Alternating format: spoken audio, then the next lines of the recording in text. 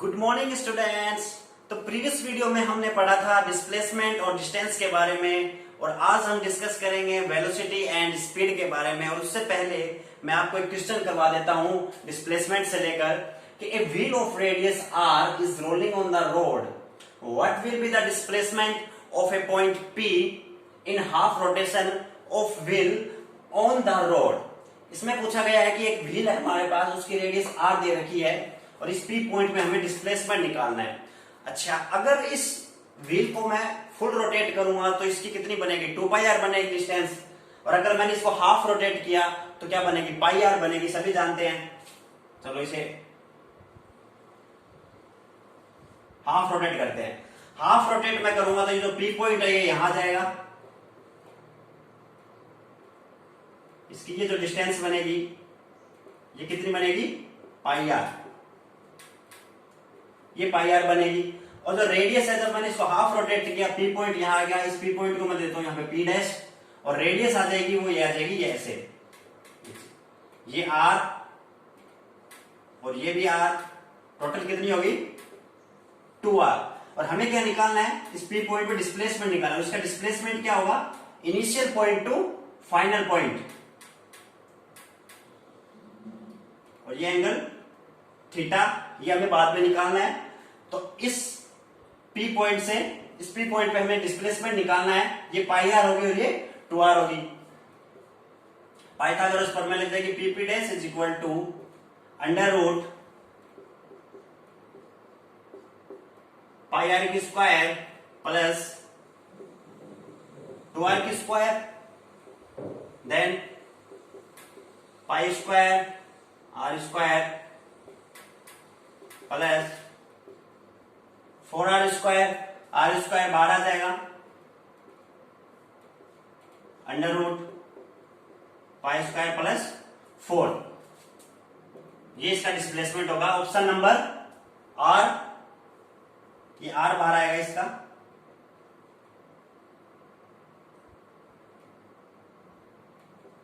r square का r बाहर आएगा। Option number C, r under root pi square plus 4। अच्छा, अब थीटा एंगल दिया है, अगर मैं इसकी डायरेक्शन पता करना चाहूं, इसकी डायरेक्शन क्या होगी,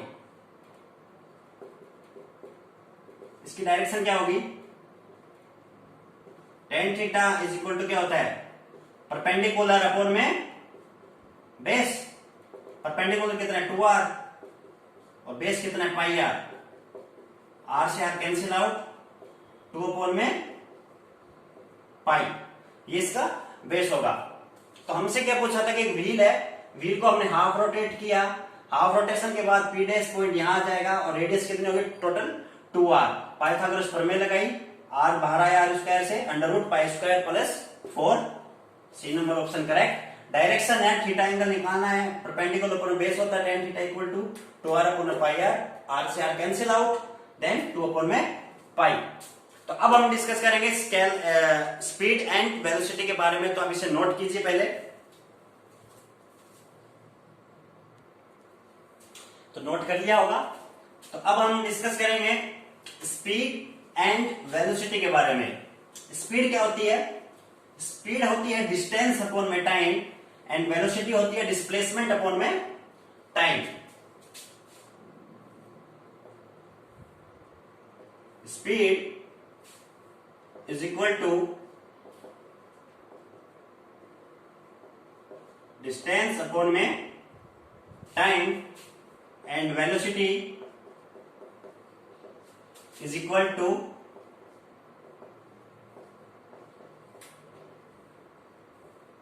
displacement upon में time। अच्छा, स्पीड एक स्केलर क्वांटिटी होती है, ध्यान रखनी है आपको, और वेलोसिटी क्या होती है, एक वेक्टर क्वांटिटी, वेक्टर क्वांटिटी होती है। स्पीड को हम 2 टाइप से पढ़ेंगे। एक तो पढ़ेंगे हम एवरेज स्पीड के बारे में, और एक हम पढ़ेंगे इंस्टेंटेनियस स्पीड।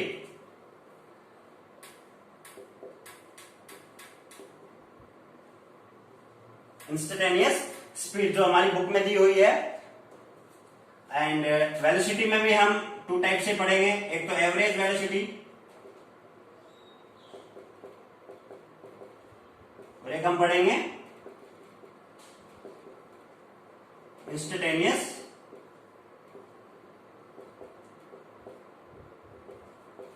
वेलोसिटी के बारे में। एवरेज स्पीड क्या होती है और इंस्टेंटेनियस स्पीड क्या होती है। अब मैं आपको कहूं कि मेरी जो वीडियो है वो आप देखोगे तो मुझे कमेंट में बताना कि मेरी वीडियो आपको कैसी लगी।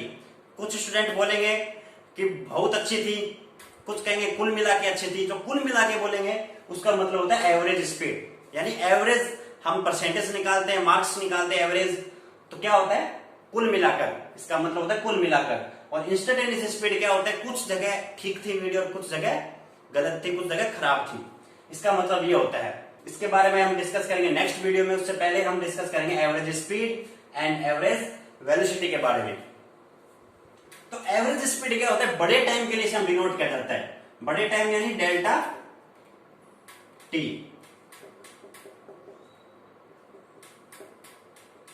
बड़े टाइम के लिए इसे हम डिनोट करते हैं। और इंस्टेंटेनियस स्पीड क्या होती है, डीटी, इसे हम डिनोट करते हैं छोटे टाइम के लिए।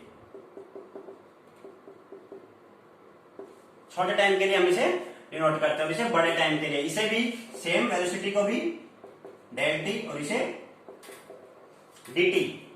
तो आज हम डिस्कस करने वाले हैं ओनली एवरेज के बारे में, एवरेज स्पीड और एवरेज वेलोसिटी के बारे में।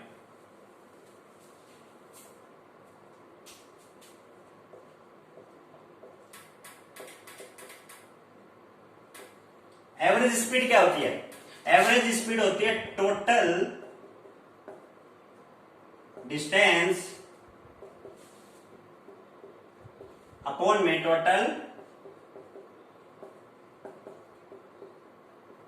टाइम। और average velocity is equal to total displacement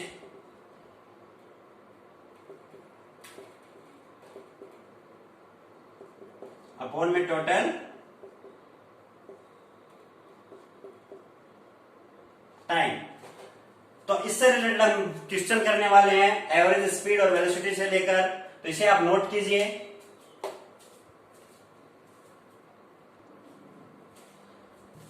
तो नेक्स्ट क्वेश्चन है कि a boy walks 3 metre east 2 second के लिए and then 2 metre west 3 second के लिए। हमें एवरेज स्पीड और एवरेज वेलोसिटी निकालनी है।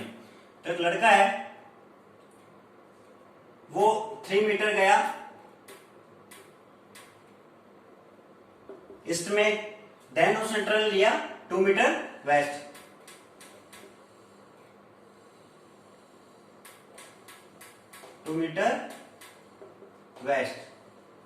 हमें बताना है एवरेज स्पीड क्या होगी इसकी। तो फर्स्ट पॉइंट निकालते हैं।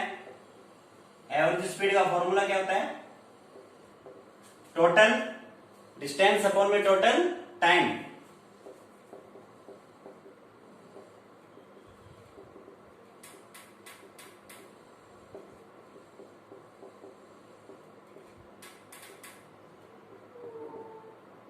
टोटल टाइम, टोटल डिस्टेंस कितना है, पहले 3 मीटर गया फिर 2 मीटर गया, यानी टोटल 5 मीटर। टोटल टाइम कितना लिया, 3 मीटर के लिए लिया उसने 2 सेकेंड एंड 2 मीटर के लिया 3 सेकेंड है। टोटल टाइम लिया 5 सेकेंड का,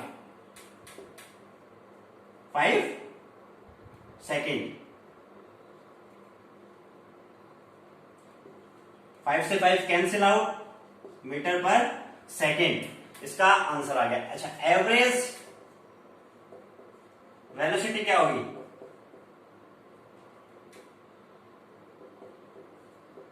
टोटल डिस्प्लेसमेंट अपॉन में टोटल टाइम।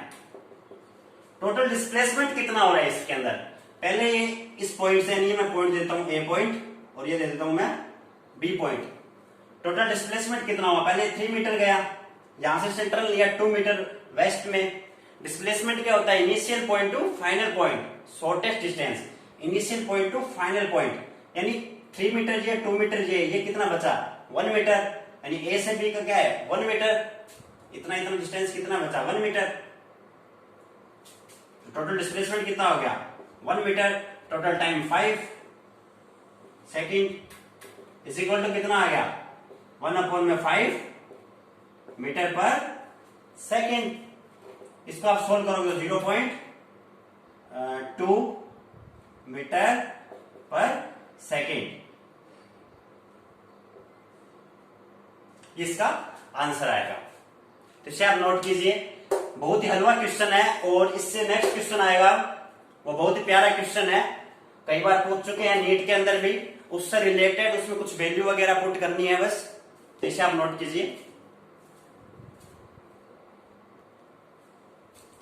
तो इस क्वेश्चन में हमसे क्या पूछा है कि a man goes from A to B at V1,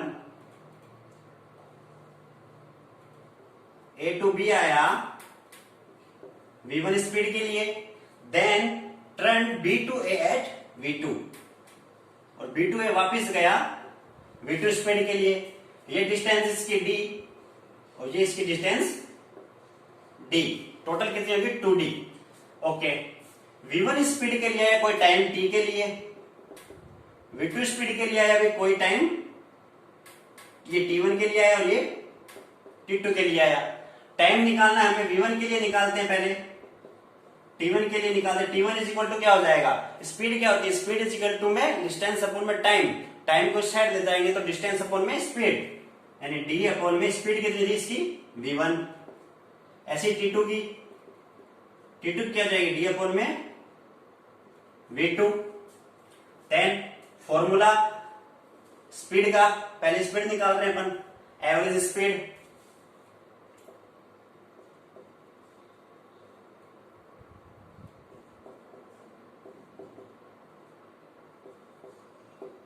average speed कितनी होती है, टोटल डिस्टेंस अपॉन में टोटल टाइम। टोटल डिस्टेंस कितना है D और D 2D,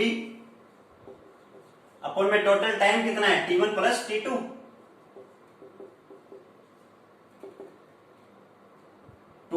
T1 प्लस में T2, then 2D upon T1 कितना रहेगा D अपॉन में, इसको ये स्मॉल d ले लेते हैं, डिस्टेंस को स्मॉल d, 2D अपॉन में T1 प्लस T2, T1 की वैल्यू क्या है D अपॉन में V1 प्लस D अपॉन में V2, D को बाहर कॉमन लेंगे, अंदर क्या बच गया 2 अपॉन, यहां से भी D कॉमन लिया, D अंदर क्या बच गया 1 अपॉन में V1 प्लस 1 अपॉन में V2, D से D कैंसिल आउट,